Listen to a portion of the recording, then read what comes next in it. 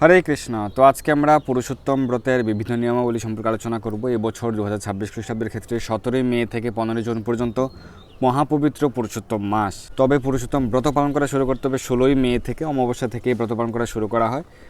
পুরুষোত্তম মাস শুরু হচ্ছে প্রতিপদ থেকে। পুরুষোত্তম মাস শুরু হচ্ছে শুক্লপক্ষের প্রতিপদ থেকে, কিন্তু অমাবস্যা থেকেই ব্রত পালন করা শুরু করা হয়। তো এই মাসে আপনারা হবিষ্যন্ন গ্রহণ করে ব্রত পালন করতে পারেন, অথবা স্বাভাবিক কৃষ্ণ প্রসাদ বা নিরামিষ আহার করে ব্রত পালন করতে পারেন, কিন্তু অবশ্যই সকল প্রকার আমিষ দ্রব্য বর্জন করবেন।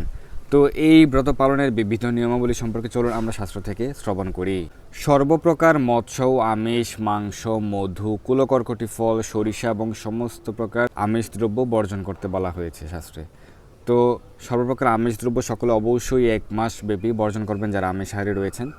এবং মধু বর্জন করার কথা বলা হয়েছে, কিন্তু ভগবানের অর্চনার ক্ষেত্রে মধু অনুমোদিত। সেই ক্ষেত্রে চরণামৃত সর্বদাই পবিত্র এবং গ্রহণ করা যায়, কিন্তু এমনিতে মধু গ্রহণ করা যাবে না। কুলকর্কটি ফল সম্পর্কে অনেকে জানতে চেয়েছেন। তো কুলকর্কটি ফল হচ্ছে ডুমুর চেরি জাতীয় ফল। তো সেগুলি আপনারা বর্জন করবেন। এবং দ্বিতল অর্থাৎ ছোলা বর্জন করতে বলা হয়েছে। ছোলা ডাল, তিল, বিবিধ তৈল, বিশেষ করে যারা হবিষ্যন্ন গ্রহণ করে ব্রত পালন করেন তারা তৈল বর্জন করেন। ঘি অনুমোদিত, তো হবিষ্যযুক্ত অন্ন, তো সেই কারণে হবি হচ্ছে ঘি, তো ঘি অনুমোদিত। তো যারা স্বাভাবিকভাবে নিরামিষ আহার করবেন, কৃষ্ণ প্রসাদ গ্রহণ করবেন, তারা তেল ব্যবহার করতে পারবেন, তবে সরিষার তেল, তিলের তেল প্রভৃতি আহার করবেন না। অন্যান্য তেল আপনি ব্যবহার করতে পারেন, সূর্যমুখী তেল ব্যবহার করতে পারেন। এরপর বলা হয়েছে কাঁকড়যুক্ত অন্ন। কাঁকড় মানে নুড়ি পাথর রয়েছে, সেই নুড়ি পাথরযুক্ত অন্ন বর্জন করতে বলা হয়েছে। ভাবদুষ্ট, ক্রিয়াদুষ্ট, শব্দদুষ্ট দ্রব্য বর্জন করতে বলা হয়েছে। পরান্ন ভোজন, অন্যের বাড়িতে গিয়ে আহার করা, এটি সকলের পক্ষে হতে সম্ভব নয়, কারণ অনেকের ক্ষেত্রে ফেস্টিভ্যাল থাকে, বা কারো বাড়িতে গিয়ে আপনি পুরুষোত্তম মাসে অনুষ্ঠান করছেন, তার বাড়িতে প্রোগ্রাম করছেন, সেটি নামহট্ট প্রোগ্রাম হতে পারে, ভক্তিবৃক্ষ প্রোগ্রাম, বা হচ্ছে তার বাড়িতে আপনি বৈষ্ণব সেবার আয়োজন করা হয়েছে। তো সেই ক্ষেত্রে আপনি কোনো বৈষ্ণবের বাড়িতে গিয়ে সকালে বা বিকেলে হবিষ্যন্নের আয়োজন করা হয়, আপনি হয়তো গিয়ে সেখানে হবিষ্যন্ন প্রসাদ গ্রহণ করবেন। কিন্তু যারা একেবারে কঠোরভাবে প্রতিপালন করতেছে তাদের জন্য পরান্ন ভোজন বর্জন করতে বলা হয়েছে। পরদ্রোহ, পরদার গমন পরিত্যাগ করতে বলা হয়েছে। অন্যের সাথে ঝগড়া করা যাবে না, অন্যের সাথে বিতর্ক করা যাবে না। পরদার গমন মানে হচ্ছে অন্যের বাড়িতে যাওয়া যাবে না সেরকমটি নয়।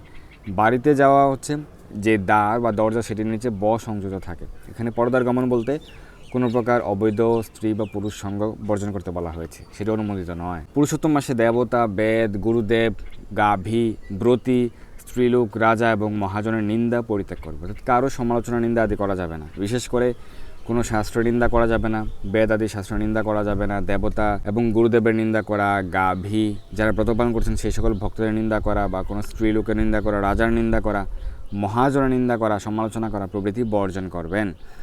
এবং জন্তুর অঙ্গ উদ্ভূত চূর্ণ আমিষ, অর্থাৎ সেটি ঝিনুক চূর্ণ হতে পারে, শামুক চূর্ণ, বা যে কোনো জন্তুর অঙ্গ উদ্ভূত চুন সেগুলো আমিষ বর্জনীয়। এবং ফলের মধ্যে জম্বির বা জামির ফল রয়েছে, গোড়া লেবু বা গোড়া নেবু বলে থাকে, সেটি বর্জন। ধানের মধ্যে মসুর ডাল, মসুর সর্বদাই বর্জন। এবং পর্যষিত অন্ন আমিষ, দগ্ধ অন্ন বর্জন। গাভী দুগ্ধ ব্যতীত ছাগল দুগ্ধ, মহিষ দুগ্ধ প্রভৃতি আমিষ এবং বর্জনীয়। সে কারণে আমাদেরকে গাভীর দুধই অনুমোদন করা হয়েছে। ব্রাহ্মণের বিকৃত সর্বপ্রকার লবণ এবং ভূমিজাত লবণ। কোনো ব্রাহ্মণ যদি নুন বিক্রি করে, লবণ বিক্রি করে, সেটি শাস্ত্রে অনুমোদন করা হয়নি, কারণ ব্রাহ্মণের কার্য সেটি নয়। ব্রাহ্মণের কার্য হচ্ছে যজন, যাজন, পঠন, পাঠন প্রভৃতি। তো সেই কারণে সে যদি নুন বিক্রি করে, সেই ব্রাহ্মণের কাছ থেকে নুন সংগ্রহ করা উচিত নয়। কিন্তু এটি বর্তমান কলিযুগের সাপেক্ষে কতজন আমরা সঠিকভাবে পালন করতে পারবো। তো সেই কারণে ভূমিজ নুন সেটি আমরা বর্জন করতে পারি। ভূমিজ নুন মানে হচ্ছে বিট লবণ বলা হয়েছে। তো এই বিট নুনটা ব্রত দিনে, একাদশী ব্রত হোক, দামোদর ব্রত হোক, পুরুষোত্তম ব্রত হোক, সেক্ষেত্রে আমরা এই বিট নুন বর্জন করতে পারি। কিন্তু সামুদ্রিক যে নুন, সমুদ্র লবণ, সেটি অনুমোদিত। এবং সর্বোত্তম হচ্ছে সৈন্ধব লবণ, সিন্ধুক লবণ, সেটি হচ্ছে সর্বোত্তম। আরও বলা হয়েছে তাম্র পাত্র স্থিত গব্য, অর্থাৎ দুধ বা ঘি বা যে কোনো প্রকার গাভীর দ্রব্য যেটি তামার পাত্রে থাকে, সেটি এই ব্রত দিনগুলিতে বর্জন করতে বলা হয়েছে। চর্মস্থিত জল এবং নিজের জন্য বাচিত অন্ন, ব্রহ্মচর্য পালন করতে বলা হয়েছে। এবং ভূমিতে শয়ন করার কথা বলা হয়েছে। পত্রাবলিতে ভোজন, পলাশ পাতা, কলা পাতায় ভোজন করা প্রভৃতি করতে পারেন। এই অনেক কঠোর নিয়ম, ব্রতের অনেক কঠোর নিয়ম শাস্ত্রে বলা হয়েছে, আমরা সেগুলি আলোচনা করছি। যার পক্ষে যতটুকু সম্ভব সেটি করতে পারেন। তপস্যা মানে হচ্ছে সকলকে কঠিন করতে হবে, সকলের পক্ষে সম্ভব নাও হতে পারে, সকলের সার্বিক অবস্থা বিবেচনা আমরা শাস্ত্রে যা রয়েছে সেটি আলোচনা করছি। আপনারা শ্রবণ করুন।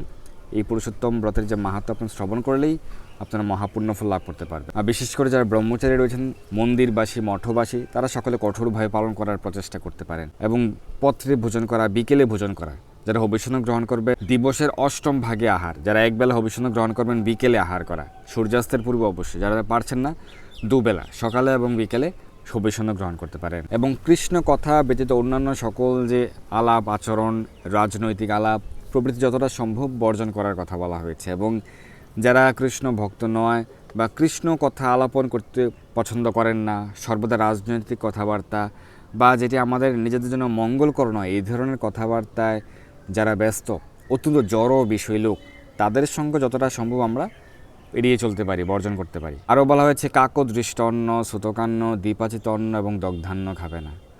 তো কাকদৃষ্ট মানে ধরুন আপনি রান্না করেছেন, কোনো কাক সেটি দর্শন করেছে ভোগ দেওয়ার আগে সেটি। সুতকান্ন হচ্ছে কারো বাড়িতে সন্তান হয়েছে, সন্তানের জন্ম হয়েছে প্রথম 10 দিন মাত্র সন্তানের জন্ম হয়েছে, সেই বাড়ির অন্ন সুতকান্ন। দ্বিপাচিত অন্ন মানে সেদ্ধ চালের অন্ন, সেদ্ধ চালের অন্ন বা সেদ্ধ চালের ভাত বর্জন করতে বলা হয়েছে। দগ্ধান্য বর্জন করতে বলা হয়েছে। পেঁয়াজ, রসুন, মোস্তা, ছত্রাক, গাজর, নালিতা, কেমুক নামক মূলক, সাজনা প্রভৃতি বর্জন করতে বলা হয়েছে। তো এগুলি আমরা বর্জন করতে পারি। বিশেষ করে পেঁয়াজ, রসুন, মসুর ডাল, ছত্রাক এগুলি সারা বছরই বর্জন করতে বলা হয়েছে, তো অবশ্যই বর্জন করবেন। পেঁয়াজ, রসুন, ছত্রাক, মাশরুম কখনোই অনুমোদিত করা হয়নি শাস্ত্রে।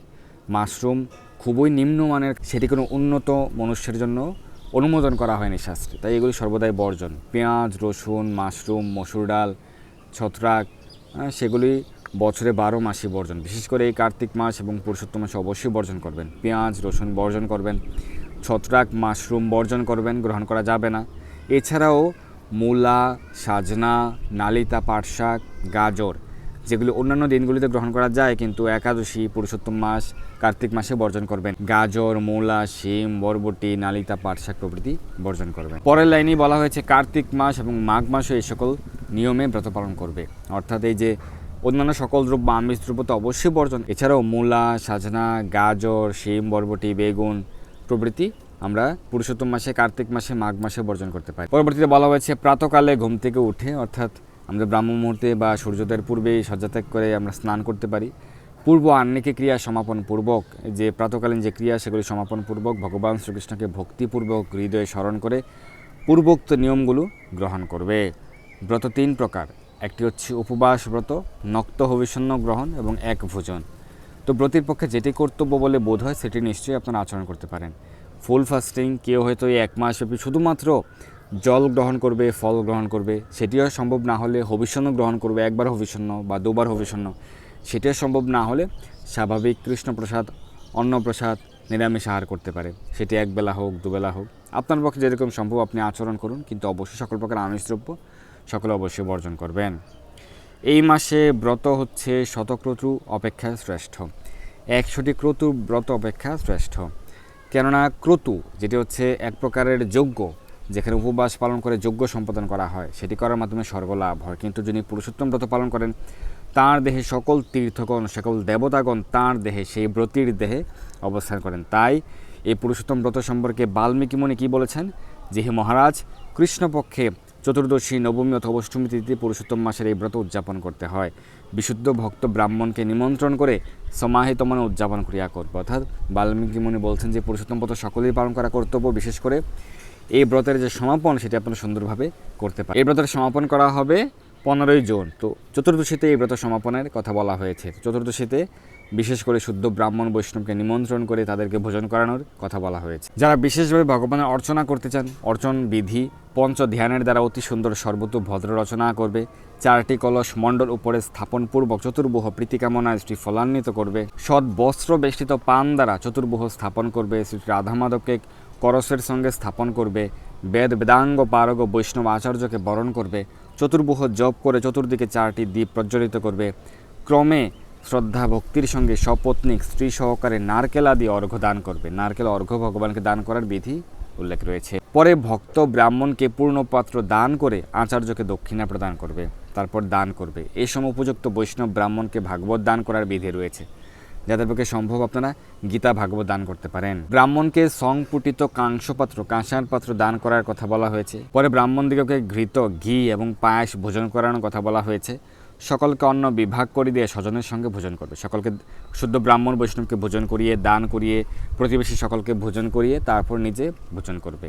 উদযাপন করে, বিশেষ করে ব্রতের শেষ দিন যে ব্রত সমাপন বা উদযাপন, সেদিন ব্রত কিভাবে উদযাপন করতে হয়, সমাপন করতে সেটি বলা হয়েছে। এই শাস্ত্রে শ্রী পুরুষোত্তম ব্রত সম্বন্ধে পূর্বে যে সমস্ত বিধি নিয়ম লিখিত হয়েছে সে সমস্ত বর্ণ ধর্মপরায়ণ ধার্মিক লোকের পালনীয়। চতুর্বর্ণ চতুর আশ্রম সকলের জন্য এই পুরুষোত্তম ব্রত বিধি আলোচনা করা হয়েছে। এবং ভারত ভূমিতে জন্ম লাভ করে, এই ভারত ভূমিতে জন্মগ্রহণ করা অত্যন্ত সৌভাগ্যের। পূর্বজীবনের পুণ্যকর্মের ফলে এই ভারতে জন্ম লাভ হয়। ভারত ভূমিতে মনুষ্য জন্ম হইল যার, জন্ম সার্থক করি কর পর উপকার। তো বলা হচ্ছে ভারত ভূমিতে জন্ম লাভ করেও যে গৃহাসক্ত নরাধম শ্রী পুরুষোত্তম ব্রত কথা শ্রবণ এবং ব্রত পালন করে না, ভারতে জন্মগ্রহণ করা সত্ত্বেও যারা পুরুষোত্তম ব্রত পালন করে না, ব্রতের মাহাত্ম্য শ্রবণ করে না, শাস্ত্রে বলা হয়েছে যে সেই নরাধম, সেই দুর্ভাগাগণ জন্ম এবং পুত্র মিত্র কলত্র এবং নিজজনের বিয়োগজনিত দুঃখভাগী হয়। পুত্র বিয়োগের যে দুঃখ, মিত্র বিয়োগের যে দুঃখ, আত্মীয় বিয়োগের যে দুঃখ, সেই দুঃখ তারা লাভ করে। যে কারণে গান্ধারীকে পুত্র বিয়োগের দুঃখ লাভ করতে হয়েছিল, দ্রৌপদী পঞ্চপাণ্ডবকে দুঃখ ভোগ করতে হয়েছিল, কারণ তারা পুরুষোত্তম ব্রত পালন করেননি। পরবর্তীতে পুরুষোত্তম ব্রত পালন করার ফলে তারা কিন্তু বিশেষভাবে রাজ্য লাভ করেছিলেন, ভগবানের কৃপা লাভ করেছিলেন। অনেক ধন যাদের রয়েছে, ধন সম্পদ রয়েছে, তারা যদি কৃপণতা করে তাহলে রৌরব নরকে তারা গমন করবে। প্রতিদিন বৈষ্ণব ব্রাহ্মণকে উত্তম ভোজন প্রদান করবে। যে ব্রত পালনকারী সে নিজে দিবসের অষ্টম ভাগে বিকেলে ভোজন করবে। ইন্দ্রদুম্ন রাজা, যৌবনাশ্ব এবং ভগীরথ প্রভৃতি রাজাগণ পুরুষোত্তমকে আরাধনা করে পুরুষোত্তম ব্রত পালন করে ভগবত সামীপ্য লাভ করেছিলেন। তাই সর্বপ্রকার যত্নের সহিত এই পুরুষোত্তম ভগবানের সেবা করবে, পুরুষোত্তম ব্রত পালন করবে। এই পুরুষোত্তম সেবা, পুরুষোত্তম ব্রত পালন করা সকল সাধন অপেক্ষা শ্রেষ্ঠ এবং সর্বার্থ ফলপ্রদায়ক। তো এভাবে পুরুষোত্তম ব্রতের অনেক বিধি শাস্ত্র উল্লেখ রয়েছে, আপনারা পালন করুন। বেশি বেশি হরিনাম জপ করুন, প্রাতঃস্নান করুন, মঙ্গল আরতি করতে পারেন, ভগবানের সেবা পূজা আদি করুন, ভগবানের চরণকমলে তুলসীপত্র পুষ্প অর্পণ করবেন, তুলসীতে জলদান, তুলসী পরিক্রমা আদি করুন, দীপদান করুন। প্রতিদিন সকালে না পারলেও সন্ধ্যায় পরিবারের সকল মিলে ভগবানকে দীপদান করুন। ঘৃত প্রদীপ দিয়ে ভগবানকে আরতি করুন। বিশেষ করে 33টি ফুল ভগবানকে অর্পণ করতে পারেন, 33 বার ভগবানকে প্রণাম করতে পারেন, 33টি ফুল অর্পণ করা, 33 বার আরতি করা। কারণ যেহেতু 32 মাস বা 33 মাস পর পরে পুরুষোত্তম মাস আসে, তাই 33 সংখ্যাটি খুব তাৎপর্যপূর্ণ, ভগবানের অত্যন্ত প্রিয়।